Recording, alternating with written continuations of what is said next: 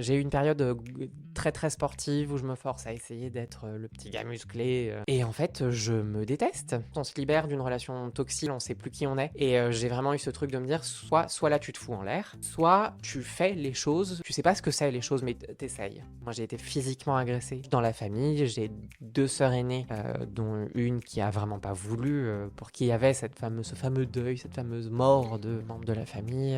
Mes parents sont devenus très engagés, très militants, des alliés très verbaux. Ils organisent des groupes de parole dans un centre LGBT. Être trans, moi aujourd'hui je le dis comme ça, c'est une chance. Bonjour à toutes et à tous et bienvenue sur le podcast d'Over the Rainbow, un podcast qui vous donne la parole pour venir raconter vos histoires. Ici, vous allez apprendre des choses, vous informer, être sensibilisé à des causes, rire, peut-être pleurer aussi. Mais ce qui est certain, c'est que ces épisodes vont vous toucher. Le mantra ici, c'est prenez soin de vous et prenez soin des autres et ça commence maintenant. Je vous laisse rejoindre ma conversation avec mon invité du jour. Bonne écoute! Bonjour Alexis. Bonjour, merci pour l'invitation. Merci à toi, merci de m'accueillir chez toi. Trop bien, vraiment, je suis très bien accueillie, je suis très contente. On est au chaud, il fait moche, c'est très bien. Vraiment ambiance très chill. Comment est-ce que tu vas ? Ça va. 2024, j'ai l'impression qu'on en a déjà fait 15 mois. Ouais, de cette année. C'est vrai. Et c'est beaucoup de contrastes. Je sais pas exactement tous les jours comment gérer le flux des infos, des énergies, des émotions que ça génère, mais en même temps, il y a pas mal d'espoir. Ouais, je suis d'accord. Effectivement, c'est un peu méli-mélo, on va Oui, dire. c'est mi-figue, mi-raisin. C'est ça. Des trucs sympas, des trucs moins sympas, on fait avec. En tout cas, franchement, je suis trop contente de te rencontrer enfin. Ça fait des années Mais oui, que je te suis. d'échanges interposés, Oui, de c'est ça. réactions. C'est ça, vraiment, j'adore ce que tu fais sur les réseaux et tout. Merci. Et c'est vrai que dès le début où j'ai créé mon podcast, je m'étais dit, mais j'adorerais avoir Alexis. Donc, Eh bien voilà, ça y est. ça aurait dû se faire plus tôt, petit spoiler, Ouais. mais voilà. Ouais, c'est bon, on a réussi à trouver un moment, donc trop bien. Du coup, aujourd'hui, on va pouvoir parler de ton parcours donc, en tant que femme transgenre. On va pouvoir parler d'engagement féministe, de lutte pour les droits des personnes trans, de transmisogynie. Bref, Rien un que ça. vaste programme, vraiment, il y a de quoi faire. Déjà, si on prend un petit peu les choses dans l'ordre, est-ce que Ouais. tu peux nous parler de toi, enfant? Comment tu étais? Je pense que j'étais beaucoup plus insouciante et apaisée qu'aujourd'hui, notamment dans la mesure où cette question de l'identité trans, de qui j'étais et de comment je le vivais par rapport au regard des autres ou quoi, c'était un vrai non-sujet. Je fais partie de ces personnes trans pour qui, d'aussi loin que je me souvienne, je pense à moi et je me conçois comme une petite fille. Et dans la petite enfance, c'est vraiment absolument pas ni un sujet, ni un problème. C'était vraiment robe de Blanche-Neige, ma meilleure vie. Et voilà, sans vraiment avoir conscience, en allant à l'école et en entendant bien, non, faut que tu ailles aux toilettes des garçons ou quoi. Mais j'avais un peu l'impression que c'était les adultes qui faisaient leur truc. Ouais, je Bon, vois. j'écoutais, mais pas ce qu'il fallait. Mais Toi, t'étais dans ton monde, ça t'allait, quoi. ouais. Ok. Et ouais. Donc, du coup, justement, c'était un peu ma question d'après, mais donc, ça, t'as déjà répondu. En fait, t'as toujours su que t'étais une fille, entre guillemets. Genre, pour toi, c'était une évidence. Ouais, Tu le conscientisais pas forcément en mode, bah, il y a un décalage. Non, pas vraiment petite. Ouais. Et même en me comparant aux autres petites filles du même âge, je vois pas de différence. Je sens des différences de traitement, encore une fois, mais Ouais. ça m'impacte à la limite pas du tout. J'ai souvenir, par exemple, que je viens d'une famille militaire, on vivait en caserne, donc c'était un entre-soi très particulier. Mm. Et il y avait la coiffeuse qui venait tous les temps à la caserne pour faire les 37 coiffures d'affilée. Ouais. Tous les enfants. Ouais, qui naissent. et les mères au passage. Et c'est la mode le petit carré très très fin d'Alizé. Ok, ouais, On est je vois. vraiment en 2000, 2001. Mes copines se font toutes le carré d'Alizé et je veux le carré d'Alizé. Et on me dit, bah non, pas toi. Et vraiment, je comprends juste pas pourquoi pas moi. Je me retrouve avec un vieux bol.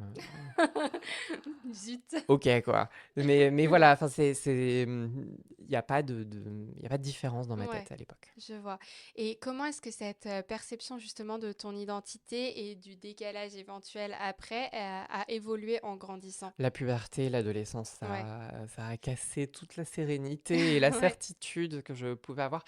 Je, je pense que c'est vraiment les injonctions, notamment de ma famille, notamment d'un oncle, qui a commencé à vraiment imposer le fait que maintenant, il fallait plus pleurer, j'avais les cheveux déjà très longs, il fallait couper les Mm. cheveux, Ouais. fallait faire du muscle, il fallait trouver une nana. Mm. Et c'était à répétition, et c'était accompagné par les coups de poing dans l'épaule. Enfin, Ouais, et bien homme, bien viril, ouais, quoi. fallait, et c'était empreint d'homophobie, de Mm. misogynie. Et donc, c'est le premier truc où je me dis, mais donc ça veut dire qu'il y a un truc qui va pas. Et je sens bien que si on me fout la pression et qu'on est aussi relou, c'est que c'est important, a priori, qu'il y ait ces changements-là qui soient opérés.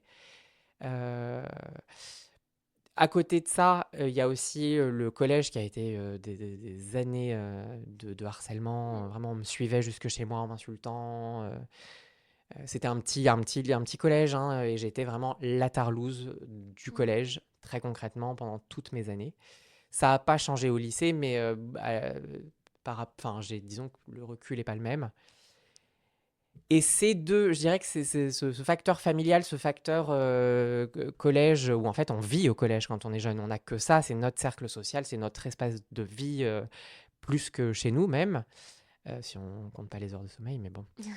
Euh, c'est vraiment ce qui a fait qu'il a fallu que enfin, je me suis dit, il faut que je me force à quelque chose. Ouais.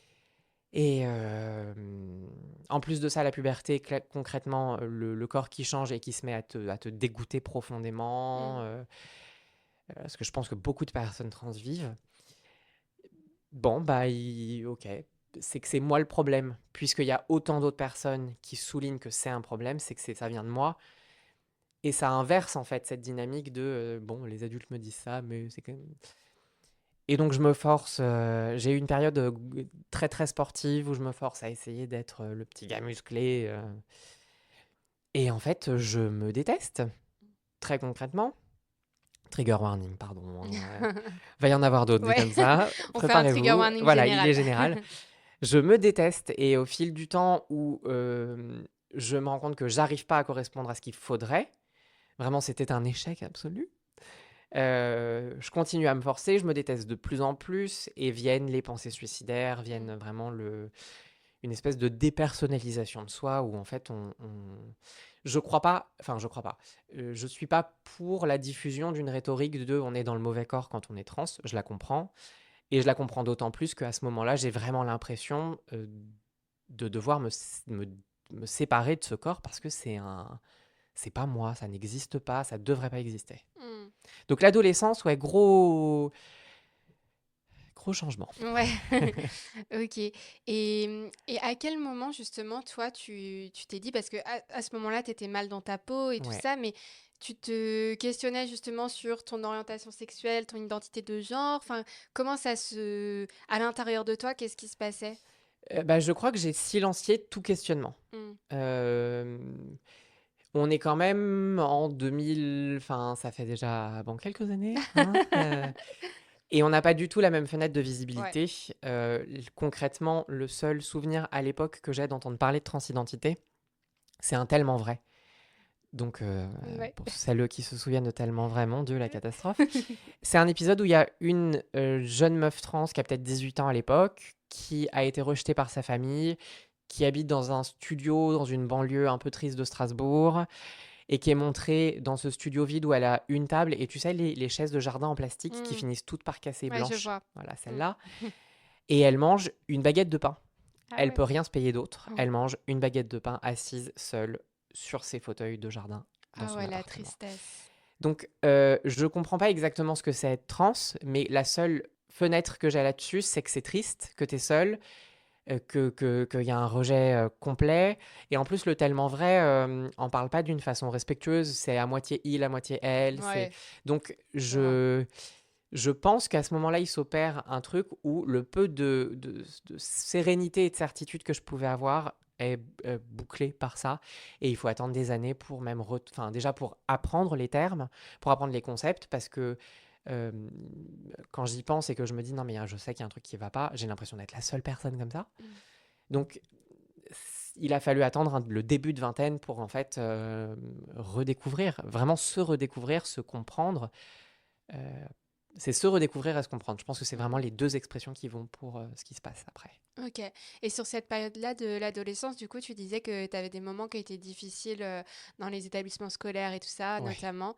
Et tu avais quand même un groupe d'amis, des personnes à qui tu pouvais te confier ou tu gardais tout pour toi? Me confier, non. Je parle pas de ça. J'ai fait un coming out gay parce que je me disais, ça se trouve, c'est ça, ça Ouais. sera. Bon, spoiler alert, ça n'est pas. Mais ouais, un groupe de 4 amis avec qui j'ai fait mon collège et mon lycée, une partie de mon lycée parce qu'après on a déménagé. Mais, euh, mais les questions sur le genre, elles n'existaient pas, Ouais. vraiment.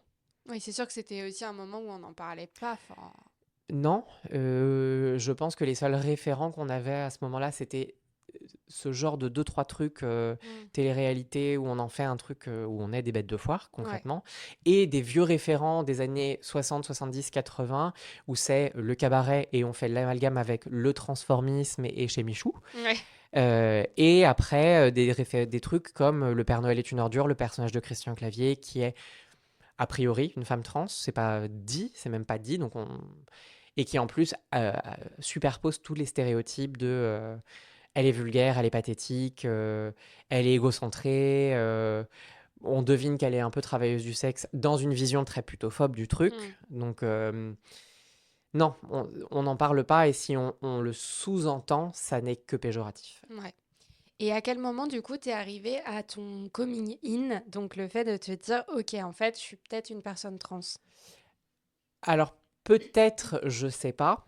Quand est-ce que j'ai réussi à rouvrir à rouvrir? Je sais que venir à Paris pour les études, ça a joué, clairement. Ouais. Par contre, je sais que le moment où je me dis, c'est clair, c'est évident, mais surtout, maintenant, tu fais ce que tu as à faire, c'est la vidéo de coming out d'Océan Ok. pour Combini. Je crois que c'était Combini. Ouais. En 2017 ou 2018. Je sais qu'il y a toute une réflexion avant, mais c'est devenu très flou dans ma tête aujourd'hui. Mm. Notamment parce que ça s'est superposé à des violences conjugales. Ok. Ma première relation sérieuse, j'ai entre 17 et 20 ans. C'est la seule. Je sais qu'il y a déjà un coming out en fait à ce moment-là, et la personne me dit non, Ok. non, ça n'existe pas. Tu n'as pas le droit. Euh, c'est ridicule. Mais il y avait en plus de ça toutes les questions d'emprise, de violence physique. Donc, il a fallu que ce soit Océan, qui est quelqu'un que j'admirais, dont je connaissais le travail, que j'aimais beaucoup écouter, qui dise, bah en fait, moi aujourd'hui, je crois que dans la vidéo, il dit littéralement, aujourd'hui, je suis épuisé de vivre. Et quelqu'un que tu connais, que tu admires et qui est connu, Mm. c'est très bête, c'est vraiment les relations parasociales, mais tu ne penses pas qu'elles peuvent ressentir ce genre de choses, Ouais. d'autant plus sur ce genre de questionnement très intime, qui était plus tabou, plus méconnu. Et donc, ça m'a vraiment fait dire, bon, bah, CEO, c'est un peu... Alors, en plus, il y avait eu fin de relation. Donc, Ouais. Du coup, ce t'étais plus moment très libérée étrange où de. quand on se libère d'une relation toxique, des violences conjugales, on ne sait plus qui on est. Mm. Et j'ai vraiment eu ce truc de me dire, encore une fois, soit là, tu te fous en l'air, soit tu fais les choses, tu sais pas ce que c'est les choses, mais t'essayes. Mm. Et j'ai essayé. Et finalement, ça a plutôt bien fonctionné. Je crois. Et donc ensuite, comment est-ce que ça a impacté ta santé mentale, le fait de bah, justement toute cette période de passage de questionnement à OK, je pense qu'en fait c'est ça, c'est la transidentité, etc. Comment toi t'as vécu cette période-là? Tu nous parles de pensées très sombres, Ouais, etc. oui. Comment ça a évolué? Ça a été vraiment les montagnes russes. Parce que... mais encore une fois, parce que c'est superposé à plein d'autres choses très très dures et que en fait gérer autant de choses assez fondamentales en même temps, Mm. mon Dieu, Ça fait beaucoup, quoi. ouais, c'est un sacré nœud. Mais de fait, il y a eu tentative de suicide, j'en ai fait 3. Mm. Euh, et en même temps, euh, rétrospectivement, je me rends compte que j'ai jamais eu honte. Je savais que ça allait être dur. Il y a eu des fois où j'étais fatiguée d'avance, où je voulais pas me montrer, parce que tu sais que même quand tu as pas encore toutes les données sur ce que c'est être trans, parce qu'il y a aussi cette question du flou, tu sais pas par où tu commences, tu sais pas ce que tu fais. Tu sais quand même que ça va pas être simple. Mm. Donc j'ai jamais eu honte. Et j'ai tout de suite été suivie et accompagnée par mes parents, pas par toute ma famille, il y a aussi eu des ruptures, mais par mes parents. Donc ça a été très simple dans un ensemble plus large, très très dur. Mm. Je pense que c'est comme ça que je le décrirais. Et puis le fait est aussi que j'étais pas non plus sans lien avec la communauté queer au sens large. Venir à Paris en faisant les études à l'école du Louvre, j'étais au contact d'espaces, de réunions, la fameuse mutinerie qui est légendaire à Paris, des soirées comme la Ouette, enfin des soirées aussi drag. La culture drag m'a beaucoup accompagné et aidé Mm. à explorer tout ce que peut être le genre, les genres. Donc j'étais pas non plus sans ça. Je savais qu'il y avait une communauté, je savais qu'il y avait des espaces, je savais qu'il y avait une vie. Ce qui fait aussi que ça s'est politisé très vite derrière. Donc voilà, il y a des accroches rapides qui facilitent beaucoup de choses parce qu'on a besoin de la communauté. Il y a d'autres trucs qui ralentissent et qui se superposent, mais globalement, très simple. Je pense aussi que j'ai eu beaucoup de chance de ne pas être plus rejetée. Dans la communauté, c'est plus de la moitié. Je crois que c'est 51% des statistiques selon le Williams Institute. Vous irez rechercher, je suis plus certaine, mais il me semble, qui subissent du rejet familial. Donc très simple, dans très compliqué. Tu parles justement de famille et tout ça, c'est ce que j'allais te demander au niveau après du coming out, Mhm. comment ça s'est passé. Donc est-ce que tu peux nous dire un petit peu? Bah, ça s'est fait en fait comme se font tous les parcours de transition sociale, à savoir il y a des coming out. C'est vraiment euh, plein c'est des verrous successifs. Ouais. Moi, j'ai commencé vraiment avec un cercle restreint d'amis, mais sans être out pour autant dans mes études. L'école du Louvre, c'est un milieu très particulier. C'est déjà beaucoup de pression pour réussir, c'est pas simple. Donc, je voulais pas m'ajouter tout ce que ça pouvait ajouter. Donc, il y a vraiment la question de jongler en fait avec des identités finalement, des identités, en tout cas des identités perçues par l'extérieur. Mais ça, pour le coup, ça a été assez joyeux. Parce que c'est venu à un moment où les choses s'étaient déjà apaisées pour moi. Et globalement, quand je parle de transition et quand on me demande, mais du coup, c'est quoi une transition? Qu'est-ce qui se passe pour vous? Moi, je parle de mon expérience. J'essaye toujours de parler de mon expérience en rajoutant les données sociologiques. Et de mon expérience, c'était vraiment marrant. Mm. Parce que c'était essayer les prénoms, en essayer 12 dans une journée, du coup, avoir des gens autour qui comprennent pas exactement ce qui se passe, et tu peux te faire passer pour, tu peux dire que tu travailles pour le KGB ou la CIA. Oui, je vois. Et puis il y a aussi ce truc très drôle de, on essaye des nouveaux prénoms et tu te reconnais pas du tout, et il y a des gens qui passent un quart d'heure à t'appeler avec ce prénom et tu réponds pas, et t'es là, ah oui, c'est vrai, c'est vrai. Bon, Mm. d'accord. Donc voilà, moi je l'ai vécu comme un processus joyeux après. Ici encore, en ayant les expériences de rejet de certaines personnes proches dans la famille, j'ai deux sœurs aînées, dont une qui a vraiment pas voulu, pour qui il y avait ce fameux deuil, cette fameuse mort du membre de la famille, et puis des amis aussi pour qui on n'est plus du tout la même personne, et qui se font tout un tas d'idées sans même connaître en fait ce que sont les Ouais. personnes trans, parce que on ne sait pas encore dans l'inconscient collectif, et qui se disent bah non, moi je traîne pas avec des gens comme toi. C'est Donc horrible. ouais, bah oui, c'est horrible. Il faut que ça n'existe plus comme dynamique sociale. C'est pas de ma faute. Mm. Moi j'ai rien fait Mm. et je le sais. Et et je pense aussi que j'ai eu la chance de quand même assez rapidement savoir que j'avais rien fait et pas avoir peur même de leur remettre dans les dents. C'est ton problème, c'est Ouais. toi qui décides ça, donc bah vas-y, au revoir. Mm. Tu parlais de tes parents et eux notamment, bah, c'est souvent c'est le cercle très proche Mhm. et c'est souvent aussi par les parents qu'il y a du rejet. Et toi, du coup, Ouais. ça s'est très bien passé de ton côté.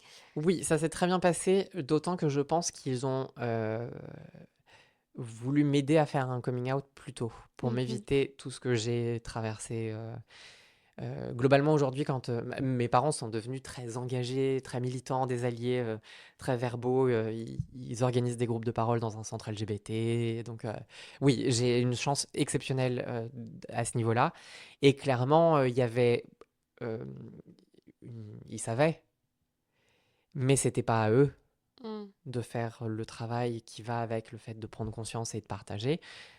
Il y a eu des perches. Moi, j'étais pas prête. Euh, mais ce qui est aussi un grand signe de respect, en fait. Ouais. De pas. Je sais qu'il y a beaucoup de parents qui seraient un peu pressés.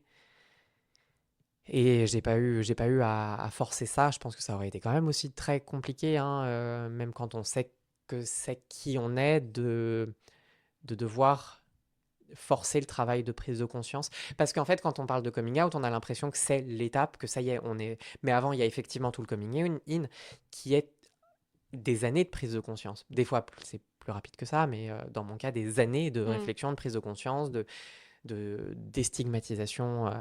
Donc, j'ai eu cette chance-là. Mm. Et c'est aussi un gros sujet en matière de dating, la Ouh là transidentité. là, ouh Comment là ça là. s'est passé pour toi dans cet univers-là? En sachant que déjà, du coup, tu commençais par une relation de violence Ouais, ouais, conjugale, ouais, ouais, voilà, ouais. donc Ouais. compliqué. En fait, je pense que j'ai pendant longtemps pas réfléchi cette question-là dans le dating. Après cette relation, quand même 3 ans, euh, j'ai pas daté, j'ai surconsommé. Mm. J'ai vraiment eu cette période de thérapie par l'hypersexualité. Euh, Connaître les gens m'intéressait pas. Je pense aussi qu'il y avait sur la superposition des questionnements, oui, des questions, le fait aussi de se réapproprier, d'essayer de se réapproprier, d'essayer de comprendre son corps autrement euh, par la sexualité. Et ça a été une sorte d'échappatoire parce que ça m'a aussi empêché de réfléchir, Mm. ce qui est pas très sain, mais bon, bah voilà, on cope comme C'était on une peut. étape. Oui, oui, ça m'a appris plein de choses. Je sais que j'ai réussi à pas me mettre en danger. Donc aujourd'hui, je pense que ça m'a appris. Je sais pas ce que j'aurais fait à la place. Enfin, on traverse des blocs de vie successifs qui nous apprennent et qui nous préparent à la suite. Ça m'a préparé à la suite. Aujourd'hui, si j'avais pas été cette tête brûlée, je sais pas je sais pas par quoi j'aurais compensé, parce que c'est une question de compensation. Mm. Donc voilà, je le shame pas, mais de fait, j'ai pas daté. Vraiment, c'était ce truc très qui parle aussi beaucoup de la communauté gay, parce qu'à l'époque, j'étais surtout les pieds dans cette communauté-là, Ouais. de cette question de la consommation, de la désindividualisation dans la sexualité. Bon, voilà. Mais moi, ça m'a aidé à ce moment-là. Mm. Aujourd'hui, c'est quelque chose sur lequel je pense qu'il faut qu'on porte collectivement un regard critique, mais j'y suis passé. Euh, et en fait, je sais aussi que quand j'ai commencé ma transition sociale, j'étais encore sur Grindr, ce que font beaucoup de femmes trans, ce que font Ouais. beaucoup de personnes trans. Donc, il y a eu des flous. Je pense que comme ça allait mieux quand j'ai recommencé à vouloir dater, je me suis à nouveau pas trop posé de questions. Par contre, tu expérimentes quand même de la transphobie. Mm. Même dans des espaces, même sur des applications qui sont censées être LGBT+, queer. Et puis après, je suis vraiment revenu au dating qu'en étant beaucoup mieux dans ma peau, en étant plus à l'aise aussi avec moi, parce que pour citer RuPaul, si tu ne t'aimes pas, comment est-ce que tu vas aimer quelqu'un d'autre? Est-ce que je peux avoir un amen? Euh, donc c'est revenu plus tard, et, euh, et ça a fait partie aussi des choses qui ont déclenché mon engagement et ma volonté de prendre la parole sur les transidentités publiquement, parce que super, tu vas mieux, tu vas bien, et on va te faire comprendre que tu ne dois pas exister quand même dans les espaces d'intimité. Ouais. Donc, il y a un problème en fait. Mm. Qu'est-ce qui se passe? Les gars, faisons mieux. Mm. Et voilà. Donc oui, ça a été un peu.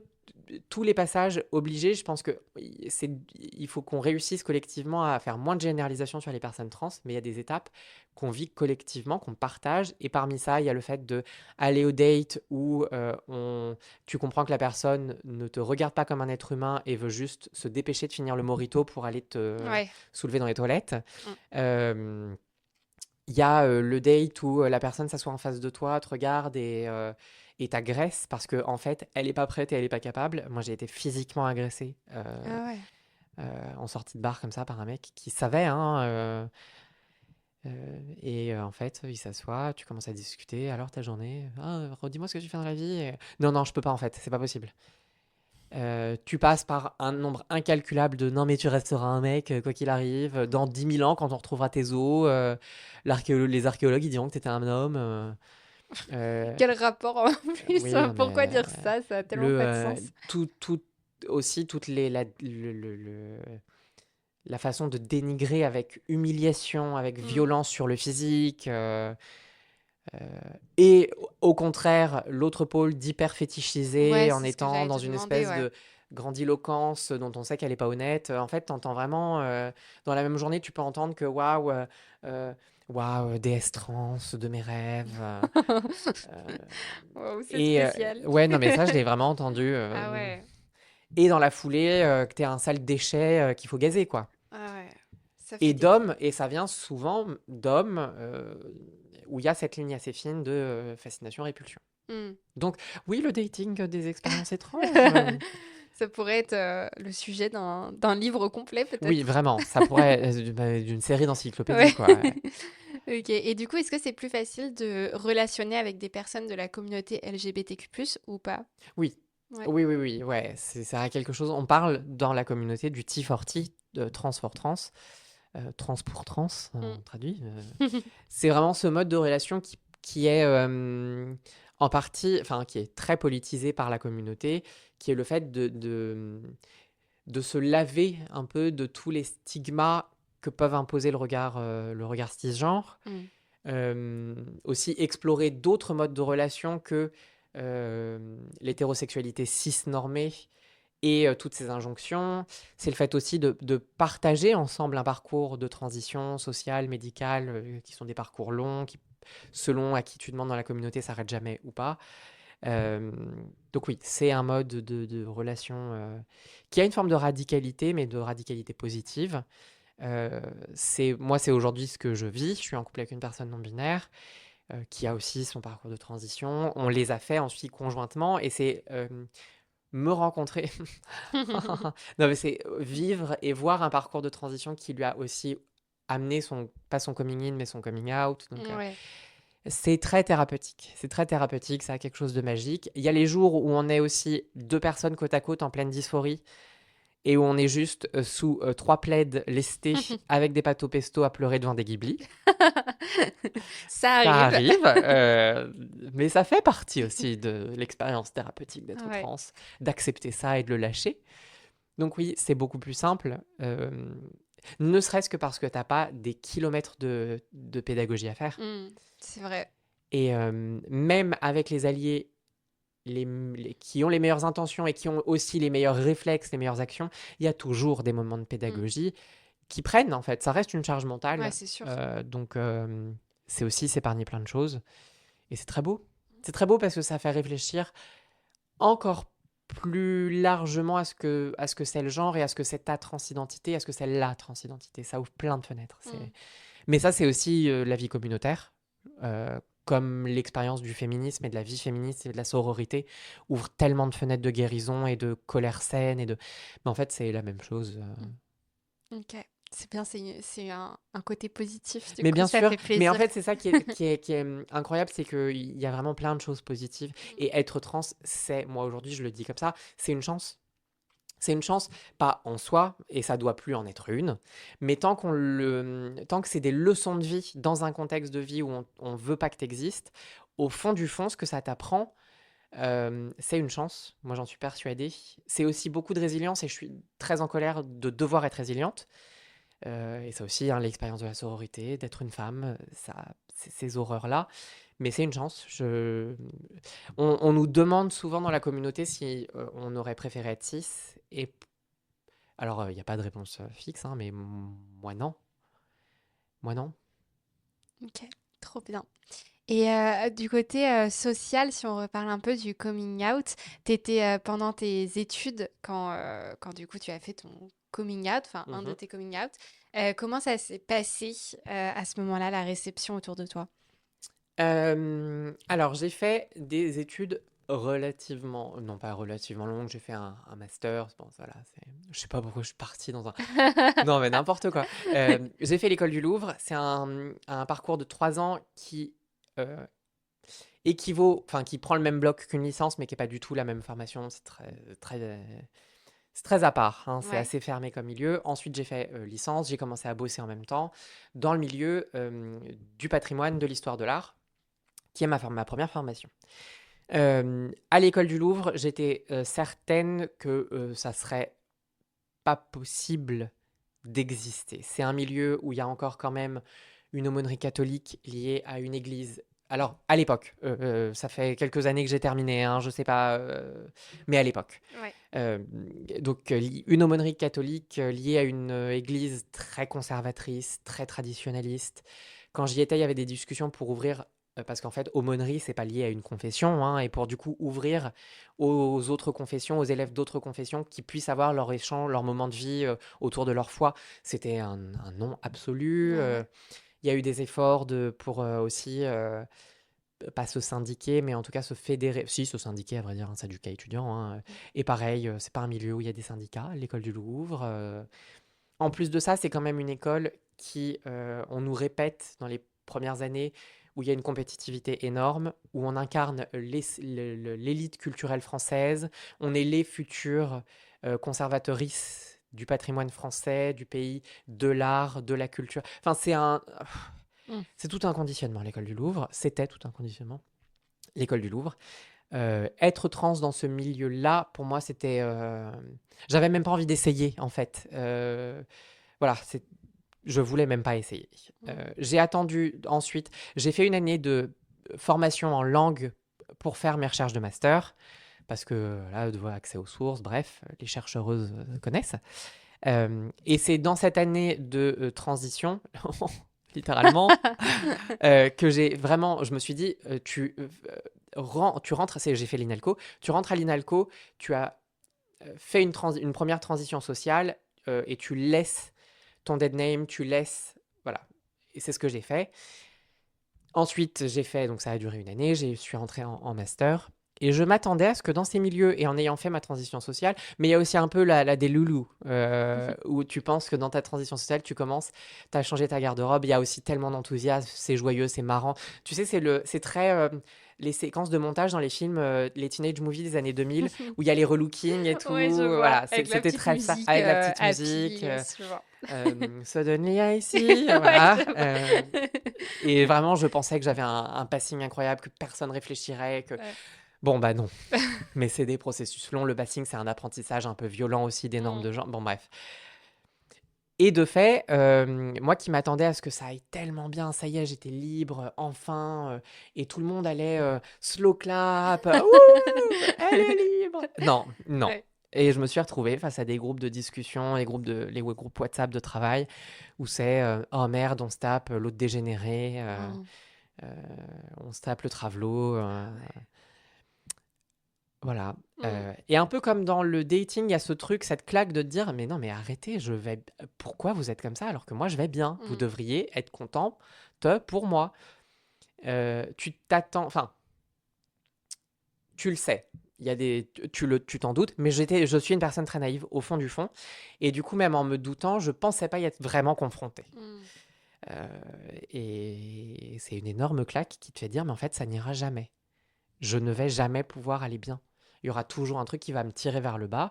Et même quand moi j'irai bien, on va venir vouloir me faire du mal. Parce que c'était ça, hein, c'était vraiment des groupes Facebook avec des menaces, où on retouchait des photos de ma tête prises dans les amphis. Mm. Et là, une grande colère m'envahit, qui me submerge et dont je ne sais pas quoi faire. Donc, ouais, les études, ça a été le déclic militant. Mm. Et justement, on parle de déclic. Et On ça a parle de été quoi le déclic. déclic pour lancer ton compte? Bah, ça a été la superposition des messages d'insultes dans le dating et des messages d'insultes et globalement du mépris dans... C'est vraiment les deux. Ouais, un combo, C'est quoi. vraiment me dire, on a le droit de dire des insultes Mm. dans le podcast? Oui, oui, C'est tu vraiment peux. le combo de me dire, mais putain, est-ce qu'un jour je vais être... Vraiment, est-ce qu'un jour je vais aller bien, pouvoir aller bien partout? Et le déclic, ça a été, enfin, la seule façon que j'ai vue de concrétiser ça, ça a été de ne pas garder pour moi. Parce qu'on est très seul quand on est Ouais. trans. Surtout quand on est un bébé trans en début de parcours, qu'on ne sait pas exactement quand même comment ça se passe. Euh, et que même quand on sait qu'il y a une communauté, on ne vit pas avec elle encore. Parce qu'au début, il y a vraiment ce truc de est-ce que j'ai le droit de venir Donc voilà, il y a beaucoup de solitude. Et dans cette solitude, il y a un moment, moi, je me suis dit, mais non, ça, non, j'ai déjà suffisamment subi. Mm. Je me suis fait suffisamment subir. Maintenant, je vais me donner du soin, me donner aussi le droit à la vengeance. Et ça a été un peu ça le déclic. Et je me suis dit, je vais vous remettre dans les dents ce que vous osez nous dire. Parce que le choix de mots dans la transphobie, il va dans des extrêmes que beaucoup de personnes n'imaginent même plus possible. Vraiment, et c'est des trucs, des messages que tu n'oublies jamais. Je me souviens encore des tout premiers messages Ouais. ouvertement transphobes que j'ai reçus. Je m'en souviendrai par cœur toute ma vie, je pense. Et il y a eu un moment, je me suis dit, bah vous allez aussi voir. Et ça sera plus à moi de gérer. Et vous allez ressentir de la culpabilité. C'est ce qu'il faut, c'est de votre faute. C'est pas moi. Parce qu'il y a ce truc hein, de se dire, je prends trop de place et en plus je mets les gens en colère. Non, bah non.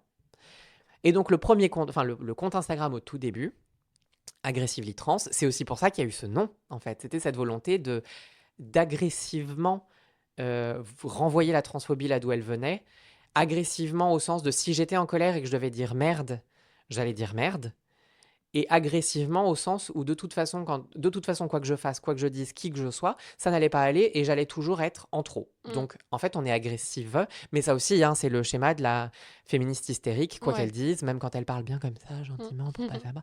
Donc voilà, c'est aussi de là que vient le nom. Et au début, c'était montrer les messages, avec une petite analyse d'expliquer pourquoi c'est horrible, mais c'était très limité au début. C'était vraiment Ouais. de la catharsis. Mm. Mais c'est vrai que voir les messages, ça fait un choc. Enfin, même moi, je vois quand tu en repartages encore, parce que malheureusement, tu en reçois encore. Non, ça ne s'arrête pas. C'est vrai que tu parlais de mots très forts. Et c'est vrai que vraiment, quand je lis ce genre de message, je me dis, mais comment c'est possible d'écrire des trucs comme ça? Enfin, vraiment, ça me Mais tu sais choque. que je sais pas. Je sais toujours C'est pas. fou, vraiment, je Ça fait comprends des pas. années. Et en un sens, tu t'habitues d'une Ouais. certaine façon tordue et en réflexe d'adaptation aussi. Mais encore une fois, c'est peut-être que je suis naïve, hein, mais ouais. C'est hyper euh, violent, quoi. les gens pensent toujours ce qu'ils veulent penser. Et mon but, même dans mon militantisme, c'est pas d'empêcher les gens de penser parce que ça n'arrivera jamais. Mm. Donc vous pensez bien ce que vous voulez des trans, des personnes trans, de moi spécifiquement, de Laverne Cox, de Dylan Mulvaney. Vous pensez ce que vous voulez, ça changera jamais. Mais que tu décides de le dire, que tu choisisses, mais je me demande même s'ils choisissent les mots ou si c'est une impulsion, je ne sais pas d'où ça Ouais. vient. Si tu comprends, enfin, tu sais qu'il y a une volonté politique chez certaines personnes, que chez d'autres c'est vraiment une impulsion, mais c'est fascinant Mm. en un Ouais, et puis sens. c'est fou parce que c'est une colère, quand on dirait qu'ils ont une colère vraiment contre les Mais parce personnes qu'on trans. dirait que moi existante, Mm. ça change tout dans leur vie, Ouais. alors que non. Mm. Et ça changera jamais rien dans leur vie parce que vous n'aurez jamais la chance de me connaître. Mm, mm. Ça, c'est clair. Seulement pour l'élite. Et par la suite, comment t'as fait évoluer ton contenu du coup jusqu'à ce que tu fais aujourd'hui? Je dirais qu'il y a deux mouvements de fond qui ont fait que ça a pris la forme que ça a aujourd'hui, qui est Ouais. très très différente. Quand je revois, des fois je m'amuse, je retourne vraiment aux toutes premières publications et je fais ouh, mon Dieu, ça a marché avec ça. La première, ça a été le fait d'avoir des retours d'autres personnes trans sur toute cette haine. et des retours de personnes qui disent j'ai reçu exactement le même message, je te l'envoie, tu peux le partager si tu veux, mais j'ai reçu exactement le même et je pensais être la seule personne à le recevoir. Mais parce que, encore une fois, on va pas citer, mais des descriptions de comment on veut mutiler ton corps pendant des heures avant d'envoyer des morceaux de ton corps mutilé par la poste à tes parents, Oh là là. de violer d'autres bouts mutilés de ton corps. Enfin, C'est tellement tordu en mais bien fait. sûr, mais jamais tu t'imagines un jour vivre ça dans ta Ouais. vie. Jamais. Enfin, même dans le cinéma, faut des films un peu niche pour voir ce genre de truc. Ouais. Enfin, ça fait vraiment, tu sais, dark web, quoi. Mm. C'est donc prendre conscience que, en fait, on est un ensemble vraiment à le vivre. Encore une fois, le voir, l'entendre, parce que je le savais théoriquement, voir les personnes prendre le temps dans leur journée de se dire j'ai besoin de te dire que moi aussi, et je sais pas quoi faire. Donc, ce je sais pas quoi faire, on sait pas quoi faire, voir vraiment le bouillonnement de colère, de sentiments de solitude, il y a eu le besoin de le canaliser.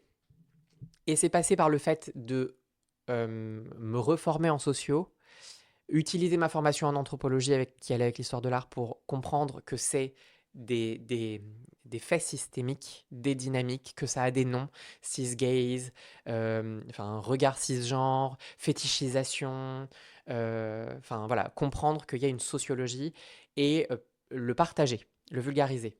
Ensuite, ça a été comprendre que ma formation de base pouvait m'être utile, que mon diplôme était utile et que en fait, quand dans ce bouillonnement de je dois faire les choses parce qu'il y a un vrai sentiment de devoir qui se développe aussi, euh, en voyant que le compte marchait, je me suis aussi dit donc ce truc, je sais pas si c'est vrai, mais je me suis dit c'est donc pour ça que je suis faite. Mm. Bon, je sais pas si on est fait pour un truc, mais voilà, je me sens à ma place. En tout cas, je me sens efficace. Donc, dans cette espèce de gros bouillonnement, on ne sait pas forcément toujours canaliser ce qu'on veut faire. On veut tout expliquer, on veut pouvoir parler de tout. On a l'impression que si on ne parle pas de tout, on loupe. Mm. Il y a le fait de trouver aussi des façons et des sujets sur les transidentités, sur le genre, qui apaisent beaucoup toute cette panique. Et pour moi, ça a été de parler d'anthropologie du genre, de transidentité dans la culture, dans l'art, vraiment de faire la passerelle avec ma formation de base, de voir aussi que ça plaît, que c'est un vrai sujet de curiosité, que les gens se disent je ne pensais pas Mm. qu'il y avait des œuvres d'art qui parlent de personnes queer, qui montrent des personnes trans. Donc ça a été, voilà, utiliser mon expertise, reconnaître mon expertise et vouloir agir et vouloir être utile pour changer les choses qui ont amené le conte tel que vous pouvez aujourd'hui aller le voir. Mm. Et ça t'a aussi amené du coup à l'écriture de livres. Ouais, Tu peux nous en parler un petit peu? j'ai eu beaucoup de chance, vraiment. Je pense que comme beaucoup de personnes qui ont une visibilité sur les réseaux sociaux, sur des concepts militants, sociologiques, engagés, l'idée de publier, elle vient, on l'a en tête, on a envie, on se dit, waouh, ce serait une consécration. Je pensais pas le faire. Enfin, c'était un peu les trucs inavoués. Ouais. Et en 2020, Ariane Jeffard, qui est comment euh, assistante, elle est oh mince, comment on dit euh, pas représentante, elle est agente littéraire, est venue me voir en me disant je suis ton compte, il y a plein de choses à faire. Euh, Qu'est-ce que tu voudrais faire? Voilà ce que je pense que tu pourrais faire.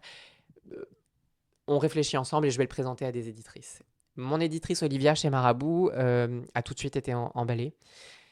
Et c'est comme ça qu'une histoire de genre est née. Je l'ai écrit, au début je devais avoir 6 mois pour l'écrire. J'ai eu un an grâce au confinement. Le tout premier confinement a vraiment été du pain béni pour moi Ouais. là-dessus, parce que du coup ça a vraiment permis de peaufiner le livre euh, et aussi de canaliser les paniques autour de publier un livre. C'est très très compliqué, c'est tout un processus. Et il est sorti en février 2021, ça fait déjà 3 ans. Il vient de ressortir en format poche, donc il continue de vivre, ça me dépasse, mais je suis trop contente. Et ensuite, il y en a eu un deuxième en collectif, c'est Rose Lamy, ce coup-ci, qui est venue me chercher. J'ai vraiment ce privilège énorme qu'on est venu me chercher. Ce qui est aussi une reconnaissance d'une expertise, d'une voix qu'on veut voir Ouais. exister, et ce qui fait énormément de bien, parce que l'un des gros trucs qui m'a pesé, moi, ma vie militante, ça a été quand même de ressentir ça fait 5 ans maintenant, et que dans les premières années, concrètement, j'avais fait vraiment l'expérience d'un féminisme qui ne voulait pas des femmes trans. Aujourd'hui, ça s'est beaucoup plus polarisé, ça a beaucoup changé. Mais au début, c'était le cas, et fallait pas dénoncer des féministes transphobes, fallait pas donner de mauvaise image. Donc voilà, que Rose Lamy, qui est quand même une des icônes des On nouvelles l'adore. générations féministes, mais bien sûr, on l'adore, son travail est incroyable. Allez la lire, allez la suivre, allez la soutenir. euh, Me propose ce projet qui s'appelle donc Moi aussi, MeToo au-delà du hashtag, qui vient aussi pour la date anniversaire de MeToo en France. Enfin, Mm. jamais. Encore une fois, quand on a l'impression de ne pas avoir le droit d'exister dans des espaces de femmes, de sororité, et qu'ensuite on vient te dire MeToo à 5 ans en France, je voudrais que ta voix existe dans un projet qui parle enfin, incroyable, à côté de Rocailla, enfin, à Ouais. côté de loose, enfin de femmes que tu regardes déjà de loin, les étincelles dans les yeux. Donc ouais, c'était le deuxième. Il y en a d'autres qui arrivent, je ne peux pas encore exactement en parler, Ok, petit teasing. mais ça viendra 2024, année éditoriale. Ok, trop bien, bravo. Merci. Et tu parles justement de certaines féministes qui ont Ouais. vraiment polarisé le débat, qui se disent donc rat-fem, qui du coup excluent les personnes trans. Et Mhm. ces dernières années, effectivement, il y a eu vraiment... je trouve qu'il y a eu... moi qui ai observé, qui me suis vraiment intéressée au féminisme à partir de 2018, on va dire, quand je suis rentrée à la fac. J'ai commencé à m'informer sur le plaisir féminin via le compte Bien d'une sûr, certaine mais personne que nous j'ai ne fait la même nommerons pas chose. et qui, petit à petit, en fait, je l'ai vu complètement vriller sur des propos hyper transphobes et tout. Et j'ai eu l'impression que vraiment, ces dernières années, il y a eu ce truc de passer de je suis un peu transphobe, mais je le dis pas trop, à je l'assume complètement et Exactement. ça fait partie de ma Complètement. ligne C'est édito. devenu. Mais en même temps, c'est un mouvement qui s'est opéré dans les espaces politiques au Ouais, sens large. c'est vrai. Le sujet transidentité est devenu un sujet qui rapporte des voix aux espaces de droite et aux espaces Mm, conservateurs, mais aussi dans une certaine gauche qui estime qu'il y a un universalisme de l'identité. Ça mm, existe, hein, la droite n'a pas le monopole de la transphobie, hélas. ouais. Mais globalement, c'est vraiment devenu un sujet pour les milieux réactionnaires conservateurs, Mm. mais c'est devenu un vrai sujet. Aujourd'hui, aux États-Unis, on est en 2024, on est seulement en début mars, tout début du troisième mois. On n'a même pas fait le quart de l'année, il y a déjà plus de 400 projets de loi transphobes aux États-Unis. Et quand on parle de projets de loi transphobes, c'est pas des projets de loi pour dire, c'est pas des petits trucs, c'est nous Ouais. retirer le droit d'accéder à des espaces publics. Non, mais ça, j'ai vu ça, mais j'étais choquée. C'est Mais revenir vraiment. à des projets de loi sur le travestissement, sur le Ouais. modèle des lois du 19e siècle, pour être sûr que les bonnes personnes portent les bons vêtements et que la salubrité publique soit sauvée. C'est aussi maintenant des projets de loi pour interdire les soins de transition aux adultes. Donc des gens qui sont capables d'un consentement éclairé et qui devraient pouvoir disposer de leur corps librement. Parce qu'on estime que toute transition est contre nature, est un geste de violence, est le signe d'une déviance. C'est des lois qui nous interdisent d'avoir des enfants, qui nous interdisent en tout cas, qui nous empêchent. Mm. Et c'est le cas en France, hein, on rappelle que les personnes trans n'ont pas accès à la PMA. C'est des lois aussi qui, quand une personne mineure trans fait son coming out et qu'elle a des parents qui la soutiennent, euh, incite à la dénonciation, à la délation de ses parents pour leur retirer la garde de l'enfant. Je crois que c'est le Tennessee qui vient juste d'annoncer qu'ils allaient faire voter ça, le Texas aussi. Donc on est sur une volonté en fait de nous empêcher d'exister plus loin que juste nous retirer une égalité des droits. Et oui, en fait, le féminisme, c'est pas un monolithe. C'est des féminismes. C'est des féminismes qui parlent des spécificités d'être femme, mais qui parlent aussi des positions politiques des femmes dans la société. Et il y a des femmes de droite, il y a des femmes d'extrême droite, il y a des femmes réactionnaires, il y a des femmes islamophobes. Et dans ces cercles-là aussi, le sujet transidentité est devenu porteur et est devenu une vraie encre idéologique. C'est pas nouveau, hein, vraiment le manuel, enfin la base, la base idéologique, théorique d'un féminisme transphobe, elle date de 69. C'est un livre qui s'appelle The Transsexual Empire Mm. par Janice Raymond. Donc c'est pas nouveau, vraiment pas. Mais ça s'est mainstreamisé, c'est devenu mainstream et surtout ça a dépassé les questions de violence sexuelle. C'était quand même restreint à certains points politiques. Maintenant, c'est tout le temps, c'est pour tout. Enfin, Mm. il y a quand même la Fédération américaine de pêche qui veut interdire les compétitions de pêche aux femmes trans. Mais quoi? Ça, c'est... En vrai, ça a tellement pas de sens. Mais je trouve que ça fait. Enfin, je trouve que c'est vraiment effrayant parce Oui. que Ouais, oui, c'est. oui, c'est le mot. Et encore, bah, moi, je suis pas concernée directement, mais vraiment, quand Oui, j'entends mais ça, ça m'effraie. si quand même, parce que Oui, je c'est sûr. pense que je sais que tu as pris position, que Mm. tu connais le sujet, et je pense que tu sais, comme beaucoup d'autres, à quel point, en fait, c'est soit la première ligne, soit c'est directement main dans la main avec les restrictions Ouais, qui sont celles des imposées aux femmes cis depuis longtemps et clairement. qui sont récupérées par d'autres femmes Mm. cis maintenant concrètement avec aussi toute cette mouvance tradwife enfin donc en fait quand on est dans une volonté de compréhension des féminismes on se rend compte que la transmisogynie et retirer des droits spécifiquement liés au parcours de transition, c'est aussi retirer Mm. des droits liés à la possibilité de disposer de ton corps quand on est une femme cis. Mm. C'est indissociable. Ouais. Mais c'est pour ça qu'effectivement, je comprends pas comment c'est possible de se dire féministe et de lutter pour Ben, les tu droits vois, moi, des autres. aujourd'hui, je veux plus... évidemment, alors, oui, je suis d'accord. Mais je me sens plus capable et je sais pas si je veux me donner la légitimité de leur retirer quand même le fait qu'elles ont été, qu'elles sont féministes, parce que c'est des personnes qui, à un moment de l'histoire du féminisme en ligne, du féminisme pop culture, des nouvelles vagues de féminisme, on Mm. l'appelle comme on veut, ça a été des fondements. Ouais, c'est clair. Et en même temps, beaucoup de femmes trans, quand on est celles qui disons on n'est pas féministe on n'est pas féministe si on est transphobe, ben en fait on nous le remet dans les dents. Mm. Qu'on est les hommes qui décident de qui est féministe. Donc Ouais, je je vois. me sens plus légitime à dire ça. Et je crois aussi qu'il faut qu'on soit autocritique sur ce que sont les féminismes et qu'il y a des mouvements de femmes. Ben oui, mais en même temps, non, ça va contre la définition du féminisme. Mais peut-être qu'en fait, aujourd'hui, c'est ce que ça devient. Et c'est une forme pas de mort, parce le féminisme, les féminismes mourront jamais. Mais c'est l'une des limites qu'il y ait en fait une réappropriation de ces parcours féministes Mm. qui deviennent ensuite ça, autre chose, je sais pas comment le nommer du coup. Ouais. Des parcours réactionnaires, ça c'est certain. Mm. Ouais, c'est sûr. Mais du coup, quand on parle de ça, moi, ça m'amène deux questions. C'est déjà, selon toi, comment ça se fait que ces dernières années, on soit passé dans une si grande augmentation de la haine transphobe et surtout d'une haine vraiment assumée?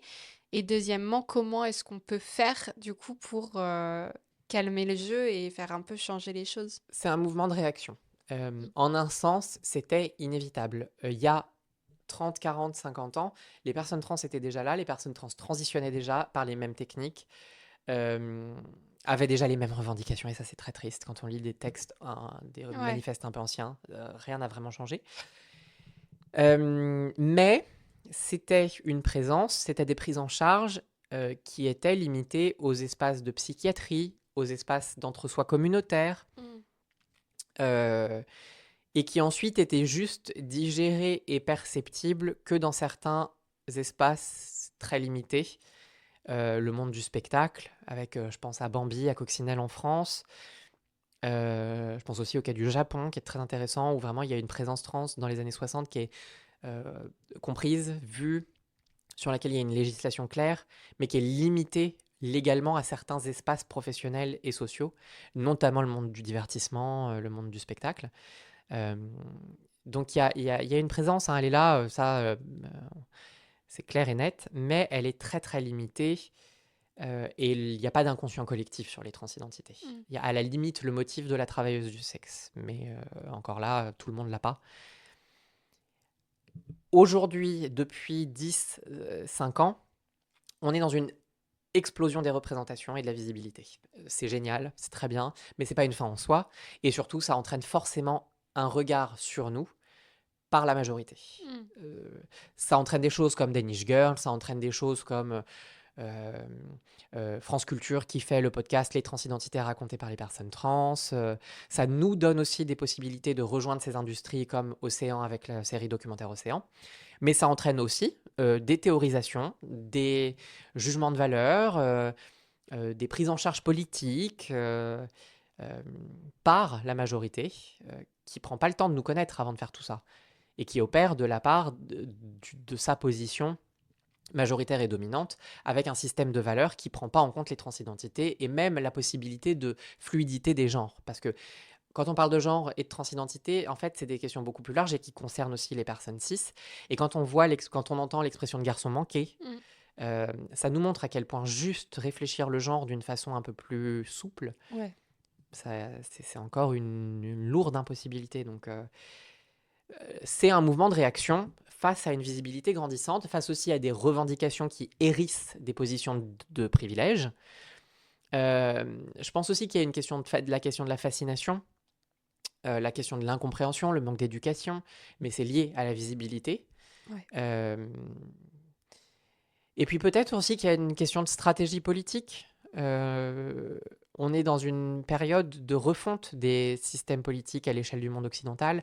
On a toujours été dans des systèmes plus ou moins bipolaires, bipartisans, en France, au Royaume-Uni, en Italie, aux États-Unis. Donc bon, et ça a beaucoup changé ces derniers temps.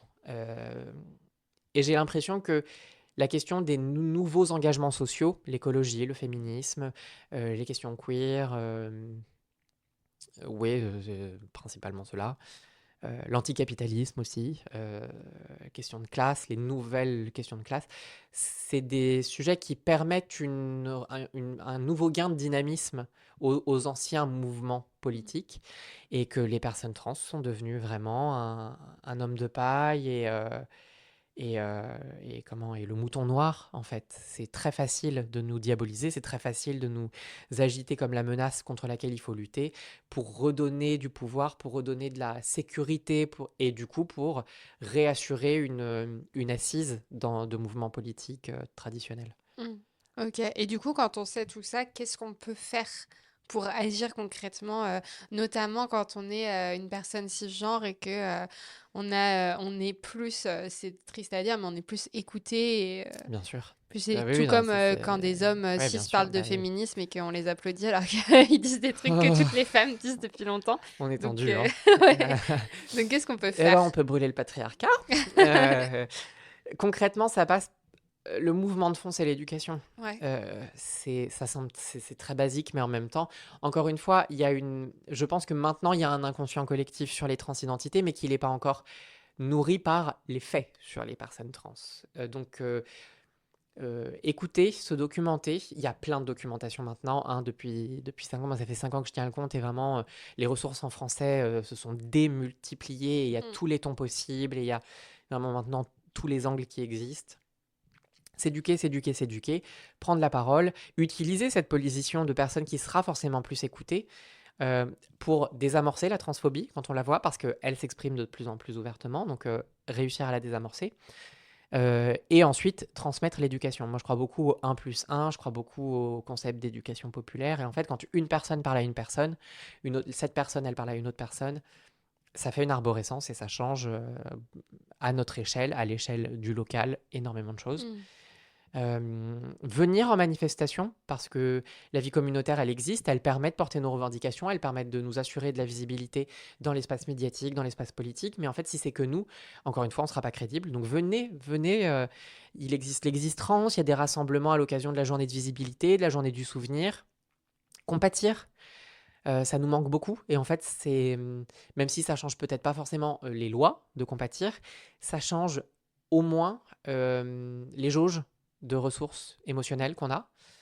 Et c'est là-dessus qu'on carbure, donc on a besoin d'avoir des espaces où on peut être juste nous et se ressourcer. Et puis aussi utiliser la position qu'on a en tant que personne cis. Vous avez plus facilement accès à l'emploi, vous êtes plus payé que nous, financez quand vous le pouvez. Utilisez là où vous êtes embauché pour amener des formations aux ressources humaines, pour embaucher des personnes trans et casser le cycle de discrimination. C'est des choses très concrètes, en fait. Et ça passe par tous les espaces de la société. Ok, trop bien. Moi, c'est des super pistes. Merci beaucoup.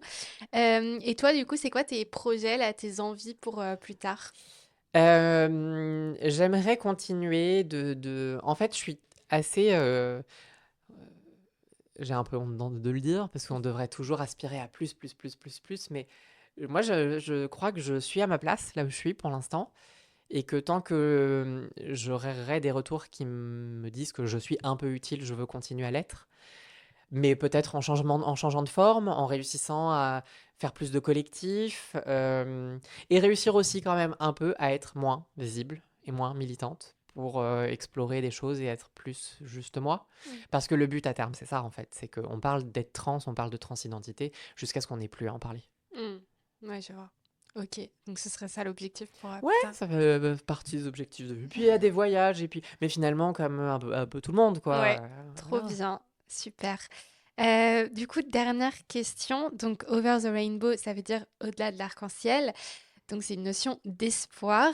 Pour terminer l'épisode, quelle serait la notion positive et inspirante que tu voudrais transmettre aujourd'hui, ton mot de la fin? Ben, je l'ai déjà un peu sous-entendu en expliquant que pour moi c'était une chance d'être trans, mais j'aimerais inviter les personnes cis à le regarder comme ça aussi, juste le temps de cette fin d'épisode pour l'instant. Réfléchissez et autorisez-vous à considérer que avoir une personne trans dans son entourage ou réfléchir à ce que sont les transidentités, c'est ouvrir plein de fenêtres sur toujours plus de diversité, et c'est joyeux, la diversité, c'est d'autres couleurs, c'est d'autres formes, c'est d'autres musiques.